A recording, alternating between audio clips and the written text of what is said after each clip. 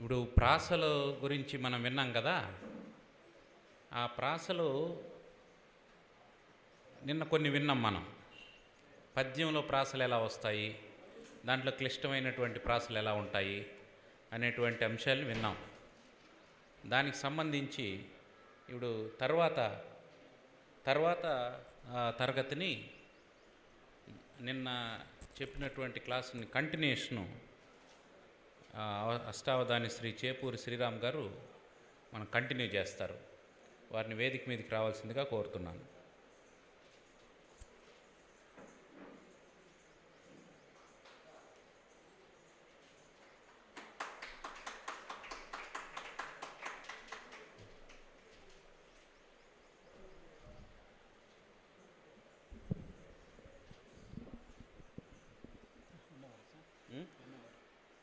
అంతే.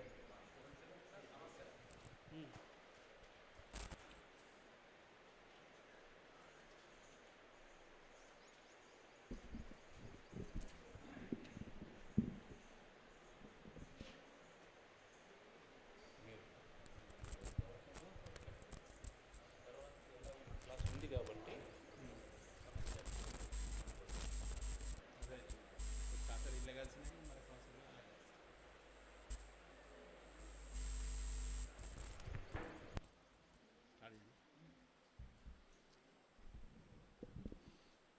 ఓం శ్రీ సభాయై నమః. ఓం శ్రీ గురుభ్యో నమః. ఓం శ్రీ సరస్వత్యై నమః. శుక్లాంబరధరం విష్ణుం శశివర్ణం చతుర్భుజం ప్రసన్నవదనం ధ్యాయేత్ సర్వవిఘ్నోపశాంతయే. ఆపదామపహర్తారం దాతారం సర్వసంపదాం లోకాభిరామం శ్రీరామం భూయో భూయో నమామ్యహం.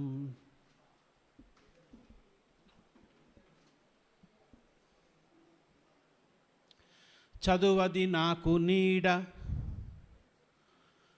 బహుశాస్త్ర పరంపర నాదువాడ. ఈ ఉదయము జ్ఞానమిచ్చు మహితోజ్వల కావ్యము నాదు మేడ. సత్పదముల పద్యమల్లు రసవంత విలాసము నాదు క్రీడ. ఈ కథనమునందు నీదు కృప కఠిన గోడ సరస్వతీ శృతి అని అమ్మవారిని వేడుకుంటూ సమస్యలలో ఏ రకమైన సమస్యలు ఎలా ఉంటాయి, ఎన్ని రకాల సమస్యలు ఉంటాయి అంటే ముఖ్యంగా మనం ప్రాసకు సంబంధించిన సమస్యలు, దుష్కర ప్రాసలు అని మనం అనుకున్న దుష్కర ప్రాసలలో అంటే దుష్కర ప్రాసలు అనేది అదొక రకమైన ఒక వర్గం కాదు. అది దుష్కర ప్రాసలు అంటే ప్రాస కఠినంగా ఉండి ఆ కఠినత్వం కనుక మనకు కనిపించినప్పుడు మనం దాన్ని దుష్కర ప్రాస అంటున్నాం తప్ప దుష్కర ప్రాస సమస్యలు అని ప్రత్యేక వర్గం అనేది ఏమీ లేదు. సమస్యలు అన్నీ ఒకటే. అంటే ఎందుకంటే అది ఏ రకమైన ప్రాస అని ఇంతకుముందు ఒక అమ్మాయి అడిగింది వారిని. దాన్ని దుష్కర ప్రాస అంటారా అని అడిగింది. అంటే దుష్కర ప్రాస అనేది ఒక రకమైన ఒక వర్గీకరణ కాదు. అంటే no classification has been made. ఏ రకమైన వర్గీకరణ జరగలేదు. అది కఠినంగా ఉన్న సమస్యను మనం దుష్కర ప్రాస అని అనుకుంటున్నాం.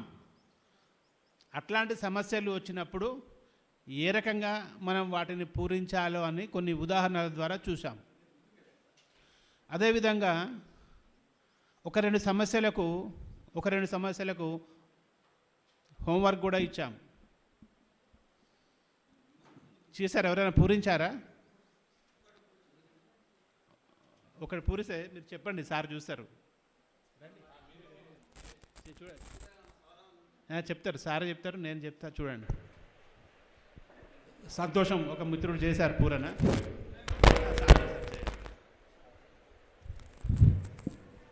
మీరు ఇచ్చిన సమస్య సార్, పిల్లిని గాంచి మూషికము పెళ్ళికి రమ్మని పిలిచే ప్రేముడిని. ఈ సమస్యను నేను నాకు వచ్చిన రీతిలో క్రమాలంకారంలో పూరించడం జరిగింది. అల్లన్న కుక్క వెంట పడే నచ్చట దేనిని చూసినంతనే మెల్లగా జారె చీలిగని మిక్కిలి బీతిలి నేది రంధ్రమున్ ఉల్లము సంతసం మొసగి ఉగ్మలి దేనికి బిల్చె ప్రేమతో పిల్లిని గాంచి మూషికము పెళ్ళికి రమ్మని పిలిచే ప్రేముడిన్. బాగుంది. అయితే చెప్పండి మీరు ఆ సమాధానం. అంటే మొదటి పాదంలో సమస్యకు దానికి అనుసంధానం చేయండి.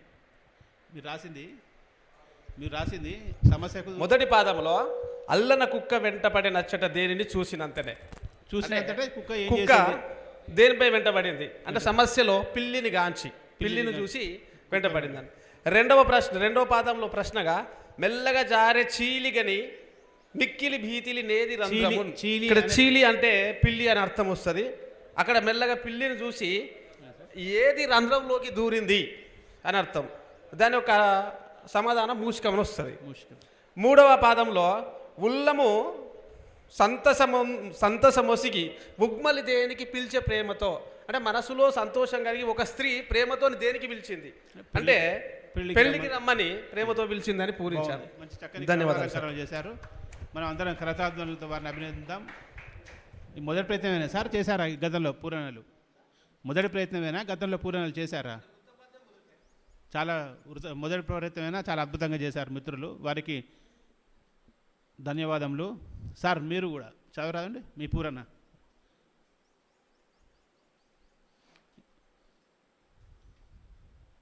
మీరు చేశారా అమ్మా?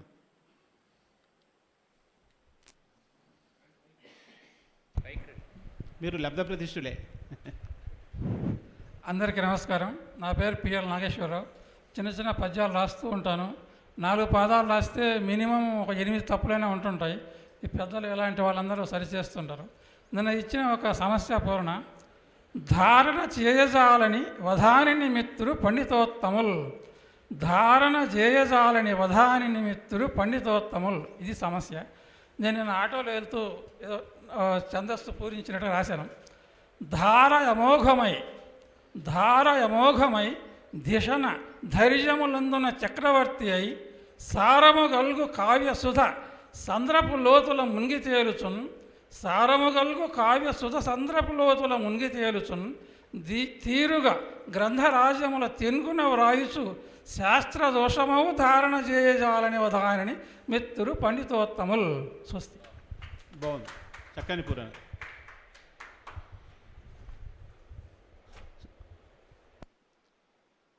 సో ఆ రకంగా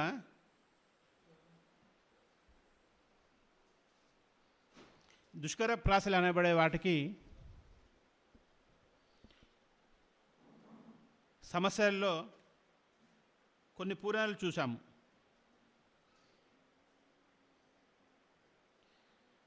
ఈ పురాణాలు చూసినప్పుడు మనకు వచ్చే సందేహాలలో ఇంతకుముందే పెద్దలు వ్యాకరణ పండితులు విజయ్ కుమార్ గారు కూడా చెప్పారు. ఇదే దుష్కర ప్రాస గురించి వివరించారు. మన సమస్యలలో చూస్తున్నాం. వీటిని ఎట్లా ఎదుర్కోవాలి అన్నప్పుడు ప్రధానంగా మనకు వేరే మార్గం ఏమీ లేదు, చదవడమే. మంచి కఠినమైన ప్రాసలతోటి ప్రయోగాలు చేసిన కవులు, వారి పుస్తకాలు, వారి కావ్యాలు మనకు అందుబాటులో ఉన్నాయి. ఉదాహరణకి విశ్వనాథ సత్యనారాయణ గారి మాస్వామి విశ్వేశ్వర శతకము, విశ్వనాథ సత్యనారాయణ గారి మాస్వామి శతకం మనం చదివితే అద్భుతమైన దుష్కర ప్రాసలు చాలా పద్యాలు అద్భుతమైన ప్రాసలతోని రచించబడి ఉన్నాయి. అవి అట్లాంటి కావ్యం చదవడం ద్వారా మనం ఆ ప్రాసను విడగొట్టుకోవడంలో, ఆ ప్రాసలోని సంధిని అర్థం చేసుకోవడంలో, ఆ ప్రాసకు సంబంధించిన సమాసాన్ని తయారు చేసుకోవడంలో మెళుకువలు నేర్చుకోగలుగుతాం, పూర్తి దాని నిర్మాణాన్ని మనం అర్థం చేసుకోగలుగుతాం. అంటే ఒక పద్యం చూడండి, అందులో ముక్త్యద్వంబుల ముక్త్య కాకు తావత్తు యావత్తు, కాకు తావత్తు యావత్తు అనే ప్రాస. ముక్త్యద్వంబుల నీ పదాంకముల వంపుల్ పూల భుజింతు, ఈ త్యా వచ్చింది, కాకు తావత్తు యావత్తు వచ్చింది. ఈ కాకు తావత్తు యావత్తు వచ్చిన ప్రాస ఇదేదో సమస్యలలో ఇచ్చింది, ఆ సమస్యలలో ఇచ్చిందంటే మనం తప్పకుండా చేయాలి. కానీ విశ్వనాథ వారు వారంతటా వారుగా తీసుకున్న దుష్కర సమస్య, వారు అంత గొప్పగా ఇంత గొప్ప దుష్కర ప్రాసను వేసుకొని పద్యం రాయగలిగేవారు వారే తప్ప ఈ కాలంలో ఈ నవీన ఎవరు కూడా మనకి ఇంకా ఏ గొప్ప కవి కూడా కనబడరు. అంత గొప్ప కవి ఎవరు కనబడరు. ఏమని చెప్పారు పద్యం? ముఖ్యద్వంబుల నీ పదాంకముల వంపుల్ పూల భుజింతు సంసక్త్యాశాభయ, సంసక్త్య ఆశ అభయ, ఇన్ని పదాలు కలిసి ఆ పదబంధం సమాసం ఏర్పరచుకొని సంసక్త్యాశాభయ లోభమోహమద తృష్ణావల్లికల్ ద్రెంతు ధీ శక్త్యుత్సాహములన్, ధీ శక్తి ఉత్సాహము కలిపి శక్తియు అయింది. అంటే ఆ సమాసం ఎట్లా ఏర్పడుతుంది? కాకు తావత్తు యావత్తు ఉన్న పదం ఏర్పడడానికి మనం తీసుకోవాల్సిన పదాలేంటి? ఆ పదబంధం ఏర్పడడానికి, ఆ సమాసం ఏర్పడడానికి ఆ సంధి ది శక్త్యుత్సాహము అనే ఒక గొప్ప ప్రయోగం ద్వారా ది శక్త్యుత్సాహములన్ తమః ప్రకృతిలో సారింతు జ్యోతిర్లతల్ భక్త్యావేశము సంగతేని ఒక డప్ప నాకు విశ్వేశ్వర, ఇక్కడ విశ్వేశ్వర శతకం అని కూడా అంటారు. ఇక్కడ 4వ పదానికి వచ్చేసరికి భక్త్యావేశము, అది మామూలు పదం. భక్తి ప్లస్ ఆవేశము, భక్త్యావేశము. భక్త్యావేశము, శక్త్యుత్సాహము, ఆసక్త్య ఆశాభయ, సక్త్య. ఈ 2వ పదానికి వచ్చేసరికి అది సక్త్యాశాభయ అయింది. మొదటి పదంలో ముక్త్యద్వంబులు అనే ప్రాస, విసర్గ ప్రాస కూడా వేసుకున్నారు. వారి పాండిత్యానికి, వారి కళానికి ఎదురు తిరుగు ఉండదు. వారికి ఏది నోటికి వస్తే అదే. స్వహపూరోర్గర, స్వహపూరోర్గర, స్వహపూర్గోపుర అంటే స్వాకు విసర్గ వచ్చింది, తర్వాత పూ ఉంది కాబట్టి ఈ విసర్గ కూడా ప్రాసలో వస్తుంది. విసర్గతో కూడిన పూ అన్నది అక్కడ ప్రాస. చూడండి ఎంత క్లిష్టమైన ప్రాసో వారు వేసుకొని స్వహపూర్గోపుర శాతకుంభశిఖర స్వచ్ఛప్రభల్ పాటితైనః పాండిత్య నః పాండిత్య, విసర్గ తర్వాత పా వచ్చింది. స్వచ్ఛప్రభల్ పాటితైనః పాండిత్య, విసర్గ తర్వాత పా. పాండిత్య దురంధరాకిల సురానంతాధ్వఘాసచ్చటల్, ఘాసచ్చటల్ చూడండి ఒక అద్భుతమైన పదం. దాని తర్వాత నిహి, నీ విసర్గ, నిహి పర్యాప్త సుఖాలు. నిహి అంటే నిహి అంటే నా హీ కాదు, విసర్గ. నిహి పర్యాప్త అంటే నిహి, చూడండి విసర్గ తర్వాత పా వచ్చింది. విసర్గ తర్వాత పా వేసుకున్న ప్రాస. నిహి పర్యాప్త సుఖాలు కోరుటకు పోనే పోదు నీ దివ్య సద్య పారంగత, సద్య అని సద్యలో విసర్గం వచ్చింది, దాని తర్వాత పా వేసుకోవడం జరిగింది.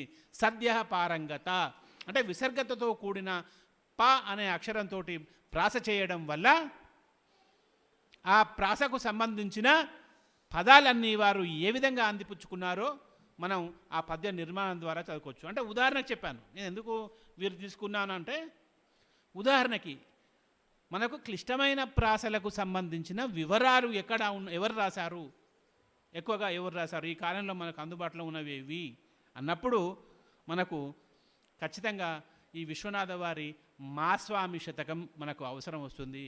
మాస్వామి శతకం మీ దగ్గర ఉంటే ఓకే, లేదంటే నేను PDF పంపగలను. మంచి అవన్నీ నోటికి చదువుకోవాలి మనం. అవన్నీ నోటికి వచ్చేలా చేస్తే అట్లాంటి ప్రాసలు వచ్చినప్పుడు, పదాలు వచ్చినప్పుడు ఒక ఆ పద్యం చదివితే కేవలం ఒక ప్రాసే కాదు, ఆ పద్యంలో ఉన్న పదబంధాలన్నీ గొప్ప శబ్దాలే. అన్నీ కూడా సంయుక్త పదబంధాలే, సమాసాలే. వాటిలో ఉన్న ఆనందాన్ని, వాటిలో ఆ శబ్ద ప్రయోగాలని అన్నిటిని కూడా మనం గమనించవచ్చు. ఇది ఇంకా ఎక్కడ దొరుకుతాయి మరి ఇలాంటివి మనకు అంటే, పాల్కురికి వారు వృషాధిప శతకంలో పాల్కురికి సోమనాథుడు వారి వృషాధిప శతకం చూడండి, చూసారు ఎవరైనా? అది కూడా అన్ని పద్యాలు కూడా ఒక అద్భుతమైన శబ్ద ప్రయోగాలతోటి, అంత్యప్రాసలతోటి, క్లిష్ట ప్రాసలతోటి అద్భుతమైన పద్యాలు మనం అందులో చూడగలుగుతాం. శత్రులతాల విత్ర గుణజైత్ర భవాబ్దివహిత్ర జంగమక్షేత్ర విచిత్ర సూత్ర బుధగీత చరిత్ర శిలాదపుత్ర సత్పాత్ర విశుద్ధగాత్ర శివభక్తి కళత్ర శరణమయ్య భాస్వత్రి జగత్పవిత్ర బసవా బసవా బసవా వృషాధిప అని అది మకుటం. చాలా అక్షయ. ఇంకా చూడండి, తజ్ఞ ఒక పద్యం వారు తజ్ఞ అని స్టార్ట్ చేశారు. ఎస్, చదువుతావా? తజ్ఞ అంటే జ్ఞాకు సంబంధించిన ప్రాస వేసుకున్నారు. తజ్ఞ జిత ప్రతిజ్ఞ, మళ్ళీ అందులో అంత్యప్రాసలు, ప్రతి పదానికి కూడా అంత్యప్రాస, ప్రాసనే అన్ని పదాలకు అంత్యప్రాసగా కూడా తీసుకున్నారు. జ్ఞ అనేది మనకు అసలు ప్రాసనే దొరకదంటే వారు ప్రతి పాదంలో 3-4 జ్ఞాలు వేసుకున్నారు. తజ్ఞ జిత ప్రతిజ్ఞ ఉచిత ప్రమదాను గతజ్ఞ నమ్ర దైవజ్ఞ కళావిధిజ్ఞ బలవచ్చివ భక్తి మనోజ్ఞ ధూత శాస్త్రజ్ఞ సునాదపూరిత రసజ్ఞ తృణీకృత పంచయజ్ఞ సర్వజ్ఞ శరణ్యమయ్య బసవా బసవా బసవా. అంటే ఇవి నేను ఉదాహరణలు మీకు ఎందుకు చదివినిపిస్తానంటే, మనకు రకరకాల పుస్తకాలు, రకరకాల కావ్యాలు చదవటం ద్వారా ఈ మాస్వామి శతకం ఒకటి, ముఖ్యంగా ఈ వృషాధిప శతకం ఒకటి చదివితే చక్కని శబ్ద ప్రయోగాలు తెలుస్తాయి. ఆ తర్వాత అన్ని కావ్యాలలో కూడా పెద్ద కవులందరూ, పేరు మోసిన వారు అందరూ కూడా షష్ఠ్యంతాలు అని ప్రతి ఆశ్వాసాంతంలో షష్ఠ్యంతాలు అని షష్ఠి విభక్తితోని ఏర్పడే పద్యాలు కొన్ని రాస్తూ ఉంటారు. ఆ పద్యాలు అందరు కవులు రాసిన ఆ పద్యాలలో కూడా మీకు అద్భుతమైన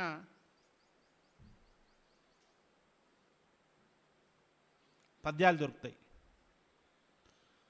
ప్రాసకు సంబంధించిన పద్యాలు, కఠినమైన ప్రాస, కఠినమైన శబ్ద ప్రయోగాలు, కఠినమైన పదబంధాలు, సమాసాలు మనకు కావాలంటే ఈ షష్ఠ్యంతాలు, అన్ని కావ్యాలలో కూడా షష్ఠ్యంతాలు కొంత విచిత్రంగా ఉంటాయి. అవి ప్రతి కవి ముందు అయితే ప్రథమాశ్వాసానికి ముందు షష్ఠ్యంతాలు, కొందరు కవులు ప్రతి ఆశ్వాసానికి చివరిలో కూడా షష్ఠ్యంతాలు రాయబడి ఉన్నాయి. ఆశ్వాసంత పద్యాలు అవి ఒక కవి రాసింది చూస్తే, స్నేగ్ధ్రాత్మకత్వ, స్నేగ్ధ్ర గాకు దావతు రావతు, స్నేగ్ధ్రాత్మకత్వ విరహిత దోగ్ధ్రాశర హరణ చెండ దోశ్చక్రునకున్ వాగ్ద్రా వావ కృణకమ వాగ్ద్రావళి స్వపద భక్తి నతచక్షునకున్ వాగ్ద్రా. ఇంకా షార్ంగి అంటాం. ఇంతకుముందు సార్ చెప్పాడు, వీరికి వచ్చింది ఒకసారి అవధానంలో షార్ంగి అనే పదం వచ్చి. భార్గో అంటే అనునాసికంగా ఇని ఒత్తు ప్లస్ దానికి గావొత్తు రాకు, షార్ంగిలో కూడా రాకు అంతే. భార్గోపమానకంధర శార్గామర్ధన నిరూఢ సారభుజ బలోపార్గాశ్రవ ప్రభునకున్ శార్గిస్థల్యధిక శేష శైల విభునకున్ అనే పద్యంలో కూడా ఒక కఠినమైన ప్రాసను మనం చూస్తాం. ఇవన్నీ ఎక్కడ ఉన్నాయి మనకు అంటే, కావ్యాలు చదవడం ద్వారా, పుస్తకాలు చదవడం ద్వారా, అన్ని రకాల ప్రయోగాలు నేర్చుకోవడం ద్వారా ఏదో మనం చదువుకొని చెప్పడం వల్ల వచ్చేవి కావు, ఇవి చదవడం వల్ల వచ్చేవే. అంటే బహుశా పెద్దలు కోపడకుంటే ఒక విషయం చెప్తాను. నిజానికి శంకరాభరణంలో అవధానాలు పూరణాలు చేసి ఒక 2000-3000 పూరణాలు చేసిన తర్వాత నేను పద్యాలు రాస్తున్నప్పుడు నాకు సవర్ణ దీర్ఘ సంధి కూడా తెలియదు. సవర్ణ దీర్ఘ సంధి అంటే ఇప్పటికీ తెలియదు, అప్పుడు అసలే తెలియదు. అంటే కనీస జ్ఞానం లేకుండానే పద్యాలు రాయడం జరిగింది. ఎట్లా రాశాను మరి పద్యాలు అంటే, ఒక 1000-2000 పూరణాలు చేసినప్పుడు వారు తప్పులు చెప్పడం, 2-3 వేల పూరణాలు చేశాను కాబట్టి పద్యాలలో వృత్తాలలో వారు తప్పులు చెప్తే ఆ తప్పులు సవరించుకుంటూ పోయి పదాలు శబ్దాలు వేసుకుంటూ ఆటోమేటిక్గా రాసుకుంటూ పోయాను. అంటే నాకేమనిపించేది అంటే, మనం తెలుగు మాట్లాడుతున్నాం, తెలుగు మాట్లాడడానికి మనం వ్యాకరణం నేర్చుకున్నామా? నేర్చుకోలే. మరి ఎలా మాట్లాడగలుగుతున్నాం? పద్యం కూడా నేను ఆ విధంగా ఒక భాషణంగా పద్యాన్ని మనం ఎందుకు తీసుకోకూడదు అన్న ఉద్దేశంతో రాసుకుంటూ పోయాను. తప్పులు దొరలాయి, చెప్పారు. చెప్పిన తర్వాత అవి అర్థమైతే నాకు వ్యాకరణం వచ్చింది తప్ప నేను వ్యాకరణం చదివితే నాకు వ్యాకరణం రాలేదు. అంటే పదే పదే పదే పదే పదే పదే పూరణలు చేస్తూ, పద్యాలు చదువుతూ, కావ్యాలు చదువుతూ, పుస్తకాలు చదువుతూ, ఆ పద్యాలు చదివినప్పుడు వాటిల్లోని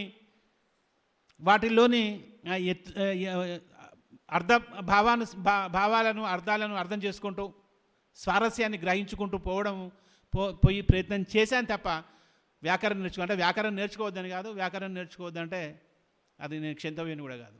కానీ చదవడం వల్ల వచ్చింది అని నేను చెప్పడానికి ఒక 10%. అంటే నేను పెద్ద 100 కొద్ది కావ్యాలు ఏం చదవలే, కానీ చదివిన కావ్యాల ద్వారా, చదివిన పుస్తకాల ద్వారా చదవడమే ముఖ్యం అని చెప్పడం నా ఉద్దేశం. బాగా చదవడం ద్వారా కొంచెం రాయొచ్చు అన్నది నా ఉద్దేశం. ఇక అది మామూలుగా ప్రాసల గురించి, శబ్ద ప్రయోగాల గురించి. అయితే ఇవాళ మన సమస్యలకు వద్దాం మళ్ళీ. అంటే మనం ఇంతకుముందు మీకు చిట్టితోటి విజయ్ కుమార్ గారు ఇట్లాంటి కష్టమైన, చూడండి వారు ఎంత కష్టపడతారు, వారికి అవసరమే లేదు. ఇప్పుడు వారు హ్యాపీగా ఇన్సూరెన్స్ కంపెనీలో జనరల్ మేనేజర్గా రిటైర్ అయ్యి హ్యాపీగా ఇంట్లో కూర్చొని ఎంజాయ్ చేయాల్సింది. సార్ ఇంతకుముందు మీకు క్లాస్ తీసుకునేది వారు చూడండి, ఒక నోట్బుకే రాశారు. అశ్వాసాంతాలలో దుష్కర ప్రాసతోటి దొరికే పద్యాలన్నీ కూడా వెతికి ఒక నోట్సే రాసుకున్నారు. చూడండి, నోట్సే రాసుకొని ఇప్పుడు మనం చదువుకున్న పద్యాల్లో ఎంత కఠినమైన పదాలు, కఠినమైన శబ్దాలు ఉన్నాయి, వాటన్నిటికీ కూడా అర్థం వారు రాసుకున్నారు. అంటే ఒక కష్టపడి పనిచేయడం, అంటే దాని శ్రద్ధావాన్ లభతే జ్ఞానం అని, ఆ శ్రద్ధ ఉండటం వల్ల ఆ జ్ఞానం సిద్ధించింది. చూడండి ఎంత కష్టపడి వారు రాశారు. వారికి అవసరమా అంటే అవసరమే. ప్రవృత్తి, అది వృత్తి కాదు. వృత్తి అయితే వారు చక్కగా హ్యాపీగా సుఖంగా ఏసీ హాల్లో ఇంట్లో పడుకోవచ్చు. కానీ రోజు 5 గంటలు 6 గంటలు వారు వర్క్ చేస్తారు.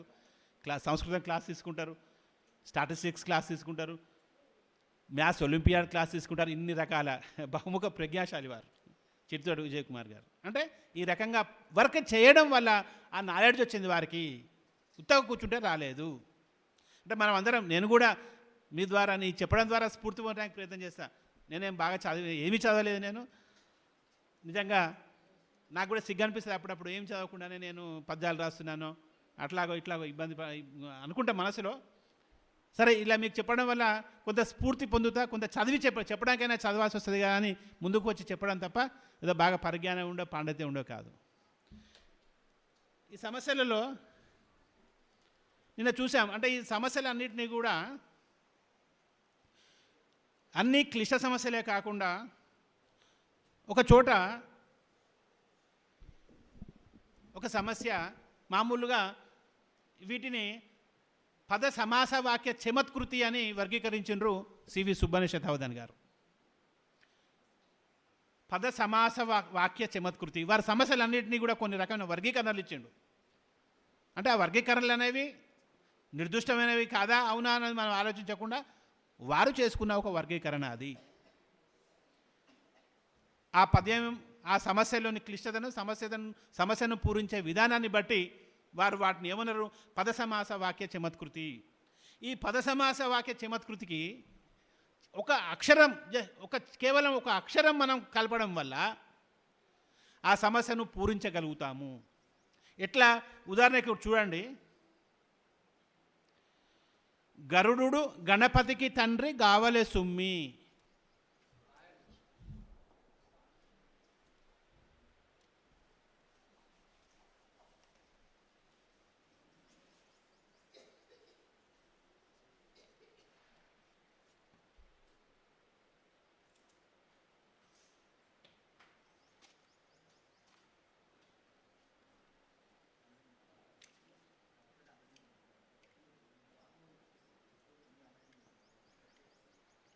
కనబడుతుందా సార్? బ్లాక్తో రాయన కనబడుతుందా?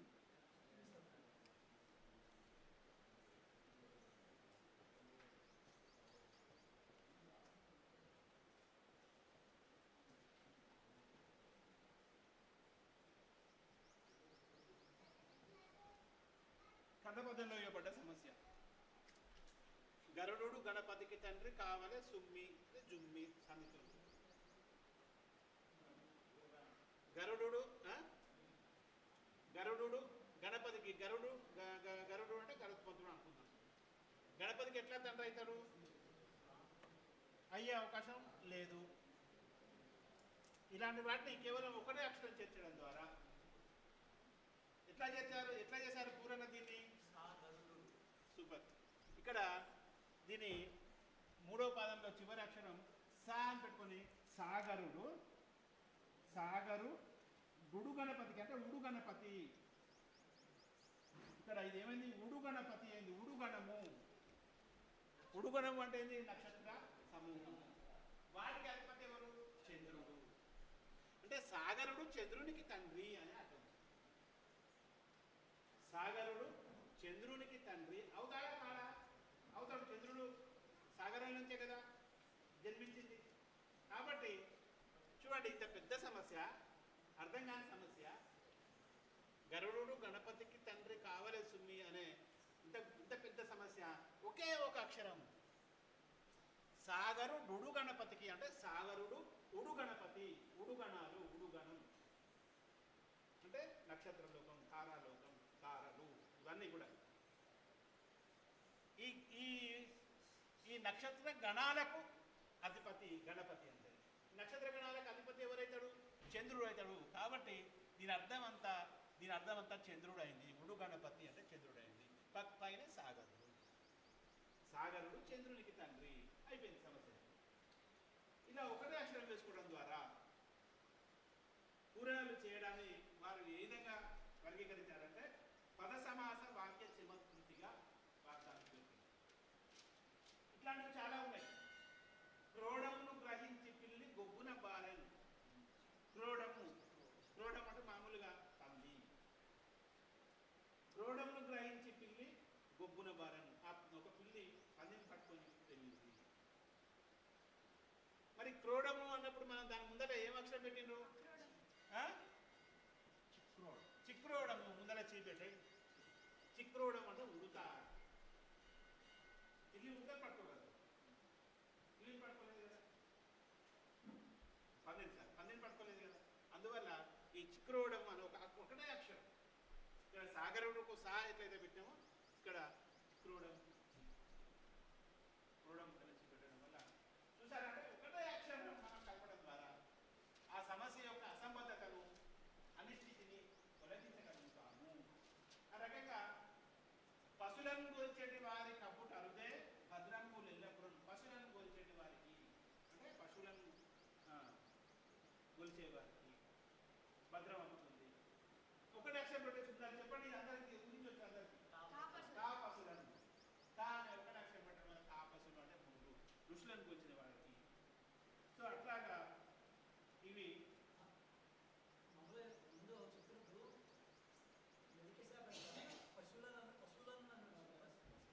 అక్కడ సమస్య ఎట్టిస్తే అట్లనే మనకు పశువులనే ఇచ్చారు సమస్య.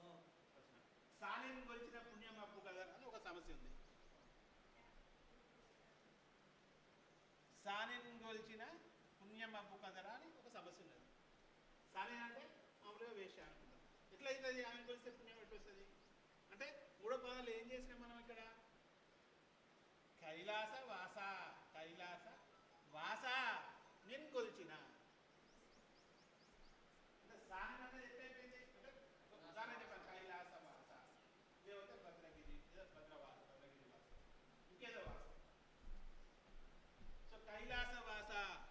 పిల్లిని గొల్చిన అంటే ఇక్కడ పదం అక్కడ ఇవ్వబడే పదానికి మనం పెట్టాలి. పదాలు ఇవ్వకూడదు. పశువులు అన్నప్పుడు అక్కడ పశువులు సారే ఇవ్వబడింది. పశువులు అన్న పశువులే. పశువులను గొల్చిన తా పెట్టినాం. తా పశువులను గొల్చిన. సో ఈ రకంగా అర్థవంతమైన పురాణం చేయడానికి మనకు ఇవన్నీ కూడా ఉపయోగపడతాయి. ఇంకా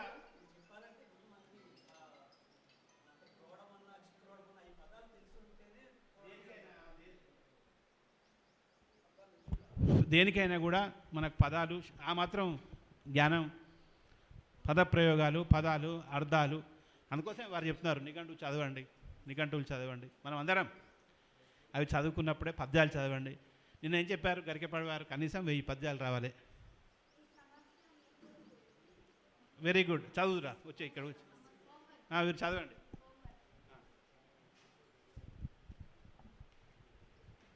మృదుమధురోక్తులెన్నడును మేలును చేయవు తిట్టగావలను. ఆ పద్యం. అధిపతి లేక హస్తముల నా చరవాణుల బట్టి వేడుకన్ వదలక దూరదర్శనము పర్వము జూడగ తాను నిత్యమున్ చదువక సత్ప్రబంధములు సారము గులోలని నేటి భావికిన్ మధురోక్తులెన్నడును మేలును చేయవు తిట్టగావలెన్. సూపర్, అద్భుతంగా ఉంది. అంటే నిజానికి కూడా సరే పెద్దగా సమస్య లేదు, మృదుమధురోక్తులతో చెప్తే వాళ్ళు వింటలేదు, తిట్టాల్సిందే. మరి వాళ్ళు ఏం చేశారు, నిరంతరం చరవాణి, నిరంతరం టీవీల ముందర కూర్చుంటారు, నిరంతరం చరవాణి విడవడం లేదు. కాబట్టి వారికి మామూలుగా తీయటి వాక్యాలతో చెప్తే సరిపోదు, వారిని తిట్టాల్సిందే అన్న అర్థంతోనే అబ్బాయి చేసిన పూరణ చాలా బాగుంది. అందరం మనం కరతార్థనలతో వారిని అభినందించి నెక్స్ట్ మేడం మీరు రండి. పిల్లిని చూసి మూషికము పెండ్లికి రమ్మెను పిలిచే ప్రేముడిన్ అనేదానికి నేను కూడా క్రమాలంకారంలోనే తీసుకున్నాను. మెల్లగా ప్రాకులాడుచును మూషికమెందుకు భీతి నొందెనో, పిల్లలు వ్రాయుచుండగను పెన్సిలు లాగుతూ పారెనేదియో, చల్లని సంధ్యకాలమున చెల్లెలు వచ్చెను కారణంబిదే, పిల్లిని చూసి మూషికము పెండ్లికి రమ్మని పిలిచే ప్రేముడిన్. బాగుంది, చక్కనిపురం క్రమాలంకారంలో చేశారు వాళ్ళు. సో ఈ రకంగా మనకు కొన్ని పదాలకు ఆత్మ అనే పదానికి కూడా తాకుమావత్తు ఉన్న పదాలు దొరకాలన్నా దొరకవు. వారికి ఒకసారి నేనే ఇచ్చాను సమస్య. ఆత్మను పట్టినారిచట, ఆత్మను పట్టినారిచట వ్యాఖ్యను వ్రాసిన పండితోత్తముల్ అనే సమస్య వారికి నేను ఇచ్చాను. ఆత్మను పట్టినారిచట, ఆత్మను పట్టుకున్నారు ఎవరు, వ్యాఖ్యను రాసిన పండితోత్తములు. అక్కడ మా ఉంది, మాకు వారు ఏం చేశారు, ఆత్మకు సంబంధించిన పదాలే అన్నీ వేసుకున్నారు, వేసుకొని దాన్ని పూర్ణ చేశారు. అదొక పద్ధతి. హాకు మావత్తు, బ్రహ్మ, శ్రీనాథుని నైషధంలో బ్రాహ్మీదత్త వరప్రసాదుడవు ఉరు ప్రజ్ఞా విశేషోదయా జిహ్మస్వాంతుడవు, అజిహ్మస్వాంతుడవు, ఈశ్వరార్చన కళాశీలుండవు, అభ్యర్హిత బ్రహ్మాండాది మహాపురాణచయ తాత్పర్యార్థ నిర్ధారిత బ్రహ్మజ్ఞాన కళా నిదానమవు, నీ భాగ్యంబు సామాన్యమే అని శ్రీనాథుని అడిగినప్పుడు ఇక్కడ మనం వారు ఉపయోగించింది హాకు మావతున్న ప్రాస. ఏమేం పెట్టాడు పదాలు, బ్రాహ్మీ దత్త బ్రహ్మచే ఇవ్వబడ్డ. రెండో పదంలో జిహ్మస్వాంతుడు అందు, జిహ్మస్వాంతుడు అంటే అది మొదటి పాదంలో ఉన్న ఆతోని కలిపి అజిహ్మస్వాంతుడు. జిహ్మ అంటే ఏంది, వంకర నడక, వంకర నడక అంతేనా సార్, జిహ్మము వక్ర బుద్ధి, వక్ర అజిహ్మ పైన సంత, అజిహ్మ అంటే ఏంది, సక్రమంగా పోవడం. అజిహ్మస్వాంతుడు అని చదవాలి మనం చదివినప్పుడు. ఎప్పుడైనా కూడా సందులు కలిపి రాసినప్పుడు రాయాలి, కానీ చదివినప్పుడు మనం సంధిని విడదీసి, ఇప్పుడు అక్కడ మనకు ఆ పద్యం ఏముంది, నా చదువు నిరర్ధకంబు, చదువది ఎంత కలిగిన రసజ్ఞత ఇంచుక చాలకున్నా నా చదువు నిరర్ధకం. అక్కడ నా చదువు నిరర్ధకం అని చదవద్దు, రాసినప్పుడు రాసినా కూడా అది సంధిని విడదీసి ఏమని చదవాలి, ఆ చదువు అని చదవాలి. అట్లా ఇక్కడ జిహ్మస్వాంతుడు అంటే అర్థం మారిపోతుంది. అజిహ్మస్వాంతుడు అజిహ్మ అని పెట్టాడు. మూడో పదంలో ఏం పెట్టాడు? బ్రహ్మ అనే పెట్టాడు. బ్రహ్మ అంటే అది. నాలుగో పదంలో బ్రహ్మజ్ఞానం అంటే బ్రహ్మ అనే పదానికి హాకు మావత్తు వచ్చిన ప్రాసకు కూడా ఎక్కువగా పదాలు లేకపోవడం వల్ల ఆ రకంగా వారు పెట్టారు. ఇంకా నిన్న చెప్పిన వాటిలలో బంగ్లా మీదికి దారి చూపగదవే భామా కురంగేక్షణ, ఇది ఒక సమస్య. బంగ్లా మీదికి దారి చూపగదవే భామా కురంగేక్షణ, ఇది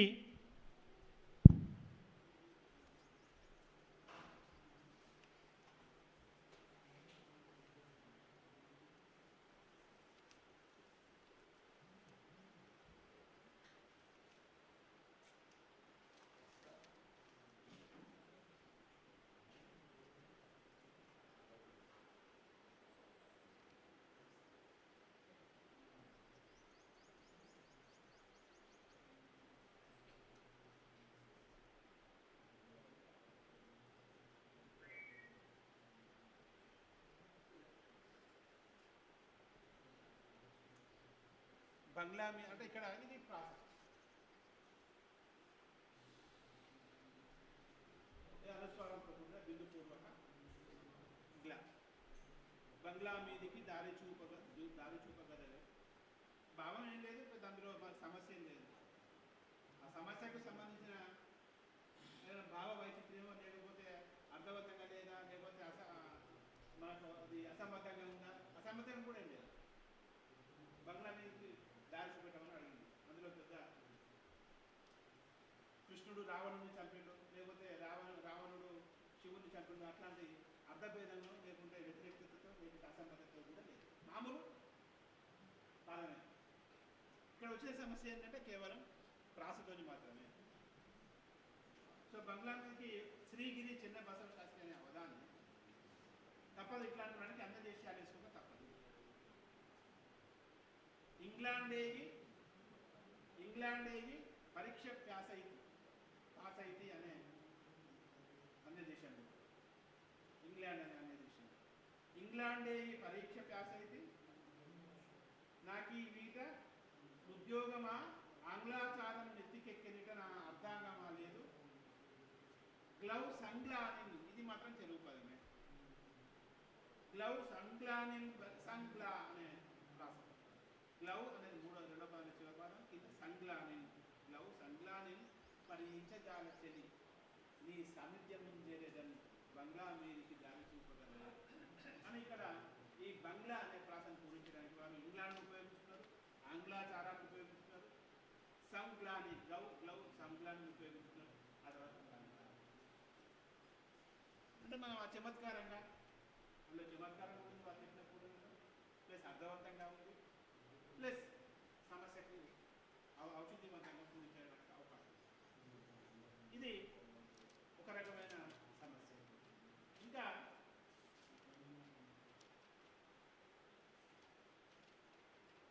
పుంస్త్వాకారము బ్రహ్మ కింపుదవ మిన్ పుంస్త్వాకారము బ్రహ్మ కింపుదవ మిన్ దూనెన్ గదా స్త్రీత్వము. అంటే పుంస్త్వాకారము బ్రహ్మకు నచ్చక ఇంపుదవ మిన్ అంటే ఇంపుగా కాకపోవడంచే ఇంపుదవ మిన్ దూనెన్ గదా స్త్రీత్వము.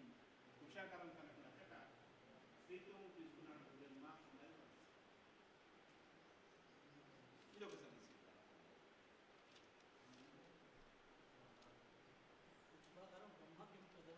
ఇంపుదవ మిన్ దూనెన్ గదా స్త్రీత్వము.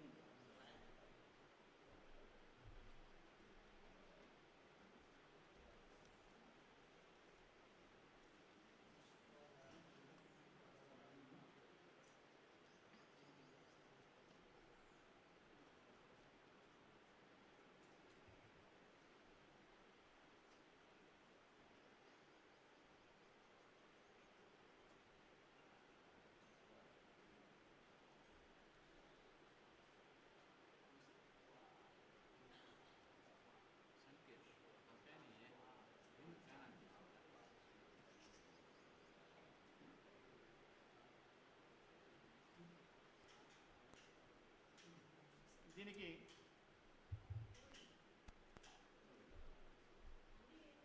పురాణ కావాలంటే నేను చేసిన పురాణం మాత్రమే అందుబాటులో ఉందండి.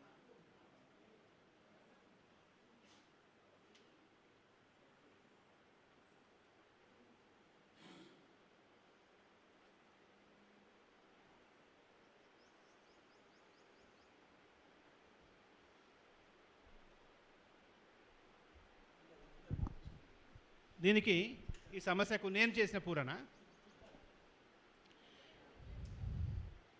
ఏం చేసుకున్నాం మనం అంటే ఈ స్త్వా అనే ప్రాస, ఈ స్త్వా అనే ప్రాస కఠినమైన ప్రాస ఇచ్చావు అని పూరించడంలోనే ఈంస్త్వంబన్న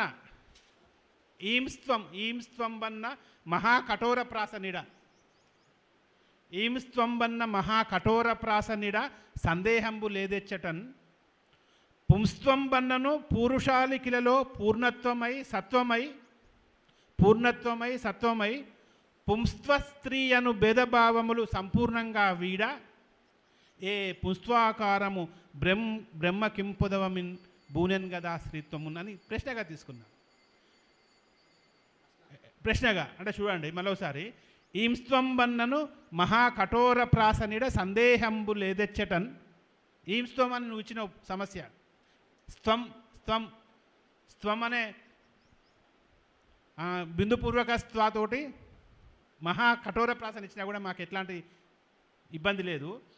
పుంస్త్వంబన్నను అంటే ఆ పుంస్త్వం అనే పదాన్ని 2 సార్లు ఉపయోగించడం ద్వారా పుంస్త్వంబన్నను పూరుషాలికిలలో పూర్ణత్వమై సత్వమై పుంస్త్వ కామస్త్రీ పుంస్త్వ స్త్రీ అన్న భేదభావములు సంపూర్ణంగా వీడ ఏ పుంస్త్వాకారము బ్రహ్మకింపొదవిమిన్ అని ప్రశ్నగా ఎట్లా బ్రహ్మ ఎట్లెట్లా అనుకుంటాడు? ఏ పుంస్త్వాకారం కావాలి బాగలేదని బ్రహ్మ అనుకున్నాడు. ఏ పుంస్త్వాకారము బ్రహ్మకింపొదవమిన్ బూనెన్ గదా శ్రీత్వమున్ అని ప్రశ్నించడం ద్వారా మనము ఆ సమస్యను సులభంగా పూరించడానికి అవకాశం. అంటే తర్వాత ఇంకో విషయం గమనించాల్సింది ఏంటంటే, ఈ సమస్యలు అనేవి నేను చెప్పే పూరణలు అన్నీ కూడా ఇవి కనీసం మార్గ నిర్దేశకత్వం వహించేవి కూడా కాదు. ఈ సమస్యకు ఇదే పూరణ కాదు. ఎవరి అంచనాను బట్టి, ఎవరి ఆలోచనను బట్టి, ఎవరి శక్తి సామర్థ్యాలను బట్టి వారు ఆ సమయంలో ఆ సద్యస్ఫూర్తితోటి పూరణలు చేయాల్సింది తప్ప ఏది కూడా ఇదే ఖచ్చితంగా చేయాలని లేదు. బాగా గుర్తుపెట్టుకోండి. ఏదో నేను చెప్పినందా అంటే ఈ పూరణ ఇట్లనే చేయాలి, దీని అన్నిటినీ ప్రతిసారి క్వశ్చన్ మార్క్ వేయాలి, ప్రతిసారి దీనికి ఇప్పుడు ఉదాహరణకి నిన్న నేను ఒక సమస్య చెప్పిన, చెలిమిని రామలక్ష్మణులు సీతకు తమ్ములు శంభుడు అన్నయ్యును క్రమాలంకారం చేయాలని నేను చెప్పి ఉండొచ్చు. అది క్రమాలంకారంగానే చేయాలి అని మాత్రం అది రూల్ కాదు. ఒక మార్గాన్ని ఎంచుకున్నాడు. సమస్యలను సాధించడంలో ఒక మార్గాన్ని మనం తెలుసుకున్నాం క్రమాలంకారం. అట్లా కాకుండా వీరెట్లా చేస్తారు పూరణ? సీత అనే ఒక వేరే వ్యక్తి తీసుకొని నిజం ఆమెకు తమ్ముళ్ళు ఉన్నారు, రామలక్ష్మణులు అనే పేరు గల సోదరులు ఉన్నారు, ఆ తర్వాత శంభుడు అనే అన్న ఉన్నాడు అని ఒక వ్యక్తిని, పురాణాలతో సంబంధం లేని సమాజంలో ఉన్న వేరే ఒక వ్యక్తిని కూడా తీసుకోవచ్చు. అట్లాంటి అర్థవంతమైనవి లేనప్పుడు, అర్థం పొసగనప్పుడు, క్రమాలంకారం వీలుగానప్పుడు మనం ఏం తీసుకోవచ్చు? మళ్ళీ ఏం తీసుకోవచ్చు అని నేను అనడం ద్వారా అదే ఖచ్చితంగా తీసుకోవాలనే ఆలోచన చేయకండి. ఇవన్నీ కూడా మనకు జస్ట్ మనం ముందుకు నడవటానికి మార్గదర్శనం వహించడానికే తప్ప నేను చెప్పే పూరణలన్నీ కూడా ఈ రకంగానే చేయాలని ఎక్కడ నిర్దేశం, మన పూరణ మన ఇష్టం, అది మన ఇష్టమే, మీ ఇష్టమే, ఇట్లా ఎందుకు పూరణ చేసినావు అని, నువ్వు ఎందుకు ఇచ్చినావు ఈ పూరణ, నీకు బుద్ధి ఉందా అని కూడా అడగవచ్చు ప్రశ్నలో. అట్లా అడిగిన సందర్భాలు, అట్లా ఇచ్చిన పూరణలు కూడా ఉన్నాయి, అట్లా చేసిన పూరణలు కూడా ఉన్నాయి. సో ఆ రకంగా ఒకటే గుర్తుపెట్టుకోవాల్సింది, నేను క్లిష్ట ప్రాసలను లేకుంటే ప్రాసలలో ఉండే క్లిష్టతనో, సమస్యలలో ఉండే క్లిష్టతనో, సమస్యలలో ఉండే క్లిష్టత ఎన్ని రకాలుగా వస్తుంది, భావ క్లిష్టత కావచ్చు, ప్రాస క్లిష్టత కావచ్చు, అసంబద్ధత కావచ్చు, ఇన్ని రకాల లక్షణాలను మనం అర్థం చేసుకోవడానికే దీన్ని ఉపయోగించుకోవాల్సింది తప్ప ఈ సమస్య ఎప్పుడైనా వస్తే ఇదే పూరణ చేయాలి, ఇట్లే చేయాలి అనే ఒక ఆలోచన మాత్రం పెట్టుకోకుండా అది చాలా ఇంపార్టెంట్. ఇంకా కొన్ని చూద్దాం పూరణలు.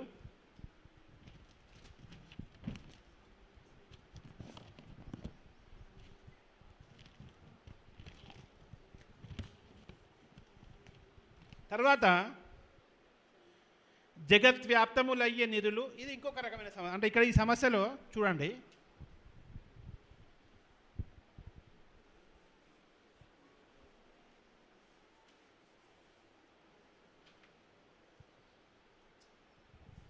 నాకు కూడా అంటే ఇలాంటి సమస్యల్లో ఈ ఛందోగోపనం అంటారు ఈ సమస్యలను. ఈ ఛందోగోపనం అనడంలో మూలా నక్షత్రము నాడు అని ఒక నాకు సమస్య ఇవ్వబడింది. నాకు అది ముందు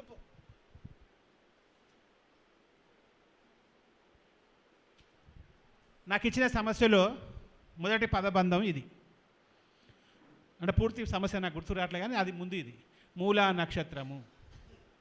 తర్వాత ఇప్పుడు ఇది చెప్తా, దానికి మూలా నక్షత్రం గురించి చెప్తా. ఇక్కడ ఉన్న ఒక సమస్య కూడా రాసి చెప్తా. ఇక్కడ ఉన్న సమస్య ఏంటంటే జగద్వ్యాప్తములయ్యే ఇరులు అన్నట్టు.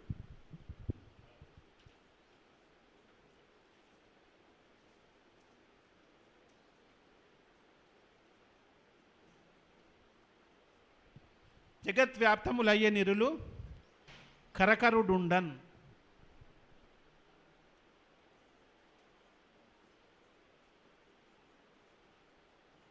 అంటే ఈ రెండింటికి ఒక సామ్యం ఉన్నది. ఏంటి ఆ సామ్యం? ఇది చెప్పండి. ఈ జగద్వ్యాప్తములు కానీ ఈ మూలా నక్షత్రం కానీ ఏ పద్య పాదాలను ఏ ఛందస్సును సూచిస్తున్నాయి? అవి ఏ ఛందస్సును సూచిస్తున్నాయి? మూలా నక్షత్రం అంటే మనకు 1, 2, 3, 4 గురువులు వచ్చాయి. పోనీ 3 గురువులకు మనం తీసుకుంటే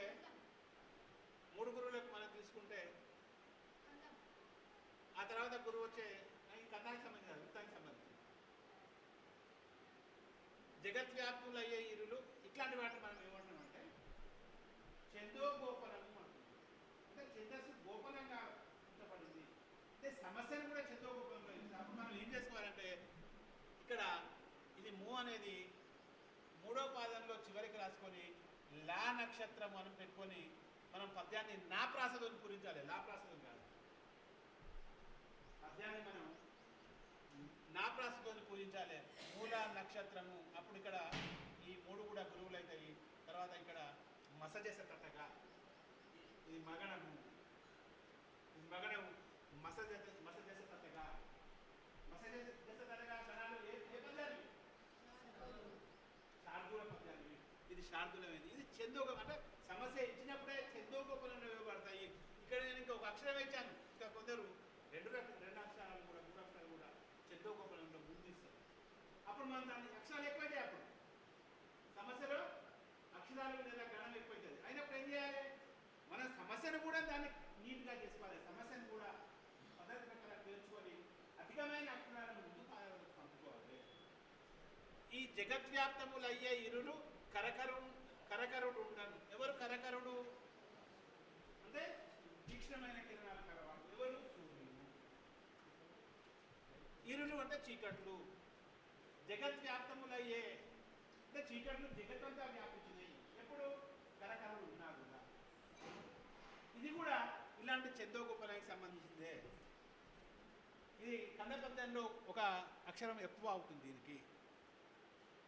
కాబట్టి మనం ఏం చేసుకోవాలంటే ఈ జామ్ తీసుకొచ్చి ఈ 3వ పాదంలో చివర కలుపుకొని గద్వ్యాప్తములయ్యే నిరులు కరకరుడు ఉండను. గద్వ్యాప్తములు అయినప్పుడు ఇక్కడ మనకు ఈ కాకు ఎత్తి కలుస్తుంది. ఈ కాతోటి ఎత్తి కలుస్తుంది. ఇంతకుముందు మనం జగద్వ్యాప్తం పెడితే ఇక్కడ ఎత్తి ఇక్కడ లేదు. ఈ జాతోని ఇక్కడ ఎత్తి కలిసే అవకాశం లేదు. కాబట్టి ఈ ఛందోగోపనం అనే ప్రక్రియలో సమస్యలు ఇవ్వబడ్డప్పుడు అందులో అధికంగా ఉన్న అక్షరాలను గణాలను మనం ముందు పాదంలోకి పంపించుకొని ముందు ఆ సమస్యను ఛందోబద్ధంగా మనం తయారు చేసుకొని ఏ వృత్తానికి సరిపోతుందో ఆ వృత్తానికి అనువుగా ప్రిపేర్ చేసుకున్న తర్వాతనే ఆ సమస్యను పూరించాలి. చూడండి, ఇట్లా చేయడం వల్ల ఏమైంది? ఇక్కడ 4వ పాదాలకు వచ్చిన సమస్య ఏంటిది? గద్వ్యాప్తములు అయ్యే అనే పదం వచ్చింది. కాబట్టి ప్రాస ఏమైంది? ఇక్కడ ద్వ్యా అయింది. మళ్ళీ క్లిష్ట ప్రాస వచ్చింది. గద్వ్యాప్తములు అయ్యే ఇరులు చీకట్లు, ఇరులు, సంధిలో నిరులు, ఇరులు కరకరుగుండాలు. దీనికి పెద్దలు చేసిన పురాణాలు ఏంటి, ఎట్లా చేశారు అంటే సద్వ్యాఘాతం నుండే, సత్ ప్లస్ వ్యాఘాతము, సద్వ్యాఘాతం దా అయినది, సద్వ్యాఘాతము నిండే. తర్వాత ఒక అక్షరం వి మొదటి భాగంలోనే వి అనేసుకొని యద్వ్యాపృతి అంటే వియత్ వ్యాపృతి, వియత్ వ్యాపృతి, వియద్ వ్యాపృతి అయింది. అంటే మనకు ఆ సందులకు సంబంధించిన పరిజ్ఞానం. వియత్ వ్యాపృతి శౌర్య చక్రం అడ్డుపరప, వియత్ అంటే ఆకాశంలో, ఆ వ్యాపృతి అంటే వ్యాపృతి చెంది, వియద్ వ్యాపృతి శౌర్య చక్రం. శౌర్య ఎవరు? అర్జునుడు. అతని చక్రం అడ్డుపడు, కృష్ణుడా? కృష్ణుడు. అతని చక్రం అడ్డుపడగా ఎవరికి సంబంధించింది? ఇది సైంధవునికి సంబంధించిన సన్నివేశం. చక్రం అడ్డుపడగా నాపద్ విదితుడయ్యే క్రీడి, ఆ ఆపదను, అతనికి వచ్చిన ఆపద ఏంటి? సూర్యాస్తమయంలోగా సైంధవుని సంహరిస్తానని ఏదైతే ప్రతిజ్ఞ చేసిండో దానికి ఆ ఆపద బయటపడడానికి ఈ చక్రాన్ని అడ్డుపరిచిండు అనే ప్రయోగంతో ఆపద్ వ్యధితుడయ్యే క్రీడి జగద్వ్యాపములయ్యే ఇరులు. అప్పుడు జగద్వ్యాపములయ్యే సూర్యుడున్నా కూడా ఇరులు జగద్వ్యాపం. అంటే ఇందులో రెండు రకాల ఇబ్బందులు ఉన్నాయి మనకు. ఒకటి భావానికి సంబంధించిన ఇబ్బంది ఉంది, భావానికి సంబంధించిన. రెండోది ప్రాసకు సంబంధించిన ఇబ్బంది ఉంది. ఇంకా చెప్పాలి మూడోది ఏంటి? చందోపనం కూడా ఉంది ఇందులో. సో ఆ రకంగా ఇది ఒక కొత్త అంశం సమస్యలలో. వింటండి, మీరు శ్రద్ధగా వింటండి. ఆపేద్దామా క్లాస్? అయిందా సార్ టైం? చందోగోపనము అనే అంశం గురించి చెప్పండి. చందోగోపనములో సమస్యలు ఎలా ఇవ్వబడతాయి? చందోగోపనం అంటే ఏంటి? అంటే అక్షరం లేదా చందము లేదా గణము గోప్యంగా ఉండబడటం. అది చెప్పండి. చందోగోపనానికి సంబంధించిన సమస్య ఎట్లుంటుంది అంటే ఆ సమస్యలో అక్షరాలు కానీ లేదా ఒక గణం కానీ ఒకసారి ఒకటే అక్షరం ఉండొచ్చు, రెండు అక్షరాలు ఎక్కువ ఉన్న సందర్భాలు కూడా ఉంటాయి. చందం కూడా అర్థం కాదు, అది ఏ చందంలో ఉందో తెలియదు.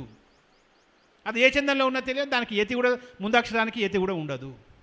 ఆ యతికి సరిపోయేంత వరకు మనం చూసుకొని ఆ మిగిలిన అక్షరాలను మనం పైపాదంలోకి పంపడం ద్వారా ముందు మనం సమస్యను నీట్గా చేసుకోవాలి. సమస్యను పద్ధతి ప్రకారం పేర్చుకొని ఆ తర్వాత మనము దాని సమస్యను అది ఏ చందంలోకో అవసరమైన చందంలోకి మార్చుకొని మనం దాన్ని పూర్తి చేయవచ్చు. ఈ రకంగా చందోగోపనం అనే సమస్యలను మనం పూరిస్తాం. ఆపేనా సార్? నాది అయిపోయా. చెప్పమంటే చెప్పొచ్చు, ఆపేయంటే ఇంకొంచెం చెప్పేస్తా. ఇంకొంచెం చెప్దాం అయితే. అట్లాగే ఇంకొక ప్రధానమైన సమస్య తార్క్ష్యుడు. చెప్తారా తార్క్ష్యుడు స్పెల్లింగ్? తార్క్ష్యుడు ఎలా రాస్తాం? తార్క్ష్యుడు రాస్తారు ఎవరైనా బోర్డు మీద? రాయండి. తార్క్ష్యుడు. తార్క్ష్యుడు ఎవరు? తార్క్ష్యుడు అంటే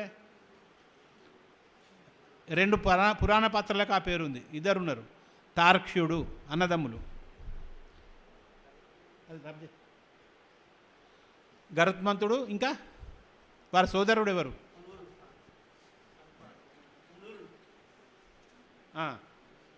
ఇద్దరికి తార్క్ష్యుడు అనే పేరే ఉంది. పెద్దగా అందరికి కాపాడద్దా, నీకు నాకేనా? పెద్దగా ఇక్కడ రెడ్ కలర్ తీసుకో, తీసుకో రెడ్ తీసుకో. రెడ్ అవపడండి కదా.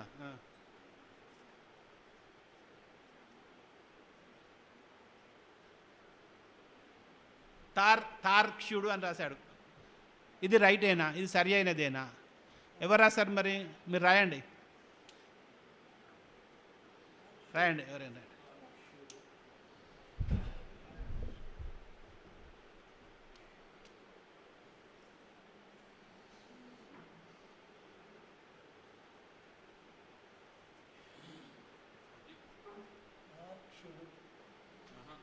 అది తప్పే, ఇంకా కాలేదు కదా. ఇది కూడా కరెక్టే, అబ్బాయి రాసింది కూడా కరెక్టే. కాకపోతే ఇందులో కలవాలి, ఇది ఇందులో కలవాలి.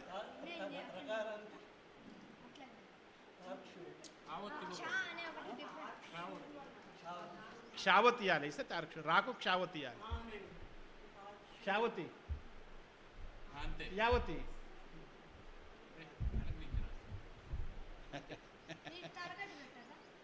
దేనికి దాని పెట్టొద్దు, పెడితే ఒత్తు కాదు కదా. నేను కూడా అడిగాను ఆ సందేహం గురువు గారిని.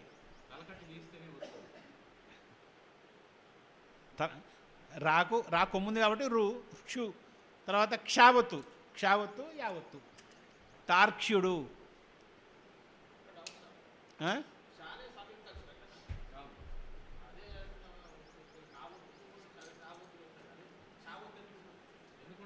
ఉంటాయి ఎన్ని సంయుక్తాక్షరం ఎన్నైనా ఉండొచ్చు. వారు రాసింది కదా 4 అక్షరాలు రాసింది వారు, 4 ఒత్తులు.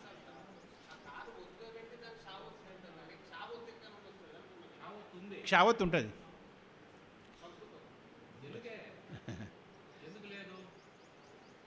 క్ష అనేది అక్షరమైనప్పుడు సంయుక్తాక్షరమే, దాంట్లో ఏం డౌట్ లేదు. సంయుక్తాక్షరం యొక్క ఒత్తు ఉండకూడదని ఏం లేదే.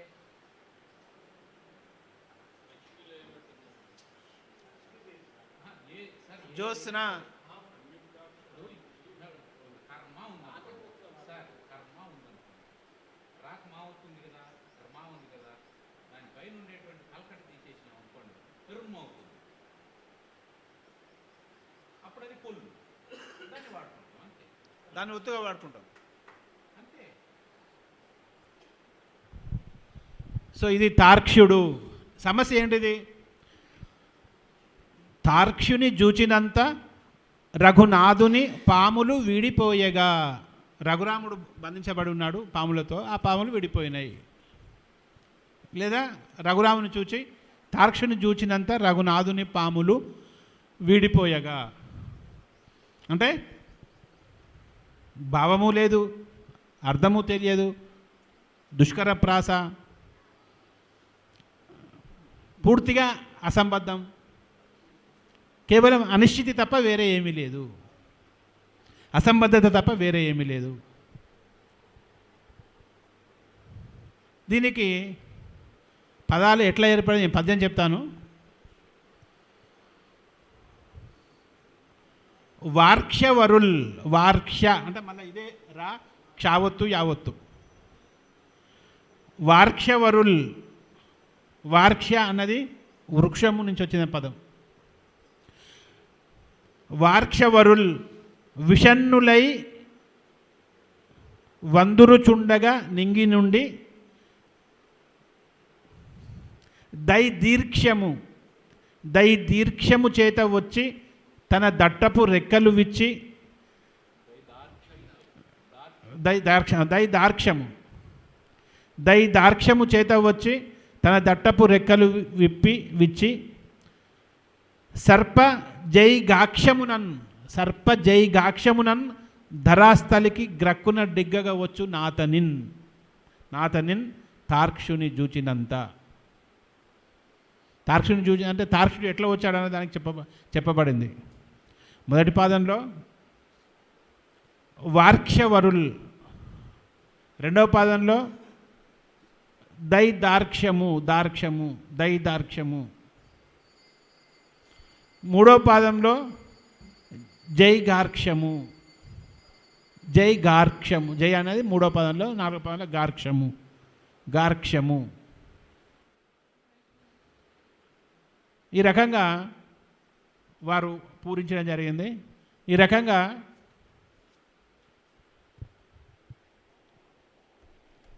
సమస్యలకు సంబంధించిన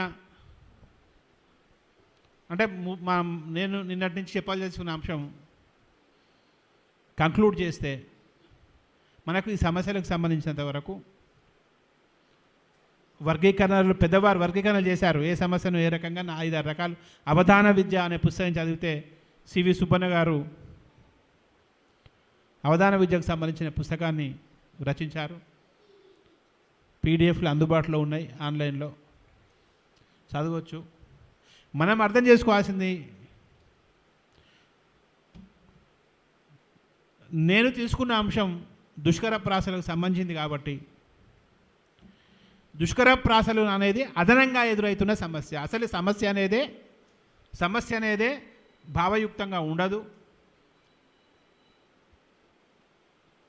అసంబద్ధంగా ఉంటుంది. అందులో సందిగ్ధత, అందులో ఉన్న భావశూన్యత, అందులో ఉన్న క్లిష్టత అవి తొలగించడం ఒక ఎత్తు అయితే, అదనంగా వచ్చే సమస్య ఏంటంటే ప్రాస క్లిష్టత. అటు ప్రాసను ఎదుర్కోవాలి, ఇటు భావన కూడా దాన్ని మనం ఔచిత్యవంతంగా పూరించాలి. ఈ సమస్యలను కొన్ని మనకు మార్గదర్శకత్వం వహించడానికి పెద్దలు చేసిన కొన్ని సమస్యలను మీకు ఉదాహరణగా ఇచ్చాను. మరొకసారి గుర్తుంచుకోండి, సమస్య అనేది నేను చెప్పిన పద్ధతిలోనే పూరించబడాలని కానీ, లేదా వేరే ఏదో ఒక కవి చెప్పిన ప్రకారమో ఏదో పుస్తకంలో రాయబడ్డ ప్రకారమో పూరింపజేయాలని కానీ ఎక్కడా లేదు. ఆ విషయాన్ని మీరు గుర్తుంచుకోవాల్సిన కోరుతూ ఈ అవకాశం ఇచ్చిన పెద్దలకు ధన్యవాదాలు తెలియజేస్తూ, నా అజ్ఞానాన్ని మన్నించి విన్న మీకు ధన్యవాదాలు తెలియజేస్తూ ముగిస్తున్నాను. కృతజ్ఞతలు.